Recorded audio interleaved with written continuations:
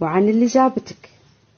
انت لو كنت متربية كان ما تبتدين من الاول طالعة تبكين فكوا عقب ابوي، ابوي مسحور، ابوك يحبني غصبا رضيتي او ما رضيتي. لا انت لاخوانك ابوكم حبني طق علي مسافات وصرف فلوس عشان يجي ياخذني، مو انا مسكته من قفاه من الكويت وقلت له تعال المغرب، هو اللي ياخذني برضاه.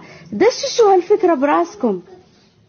اما عن كلمة انا ما قصت بميمون، قلتي ميمون وقلتي ساحرة وقلتي ولدي اسمه ميمون، وهالكلام هذا فعلا راح تتأدبين عليه.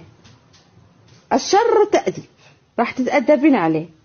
وتاني شيء احد صور خرفان، احد صور جني، احد صور مفسخة، مو خصك. انت منو في الكون عشان تتدخلين بخصوصياتي؟ منو انتي؟ اذا انت امك قاعده ترى القرد عند امه غزل، امك قاعده تشوفك غزل او قرد، انا بالنسبه لي انت مو موجوده. اما ذاك اللي بنت اللي تحكين عنه شيء من عندي ولا قاعده اراقبك، والله يشغلك بنفسك. انا انشغل باهلي، انشغل بناس احبها، تقولين يعني عيب عليك، قدرك ابوي وحطك وقاعد يتكلم التعبينه.